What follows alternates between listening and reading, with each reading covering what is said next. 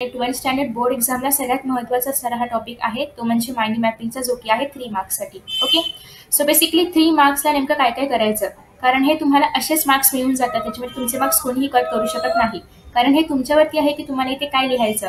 मी इथे काही एक्झाम्पल्स पण घेतलेले आहेत, मी इथे काय लिहिले हे पण तुम्हाला कळेल. पण त्याच्या आधी आपण बघूया की हा क्वेश्चन नेमका कुठे विचारला जातो, कारण काहीतरी बॅकग्राऊंड माहिती पाहिजे.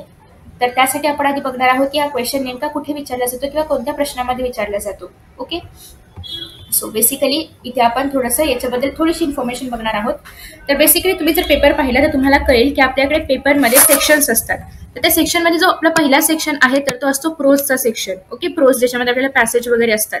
त्याच्यामध्ये पहिला पॅसेज तर टेक्स्चुअल असतो, दुसरा पॅसेज जो असतो तर तो असतो non textual.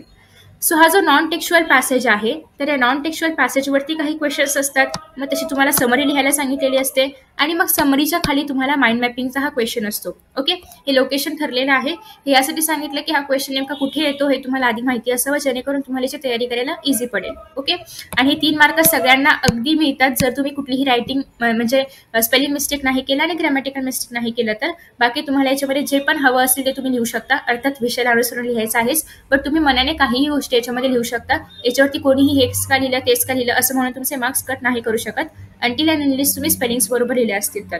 Okay, so basically हे 3 मार्क्स तुम्हाला आता कसे मिळवायचे हे आपण आता या व्हिडिओमध्ये बघणार आहोत.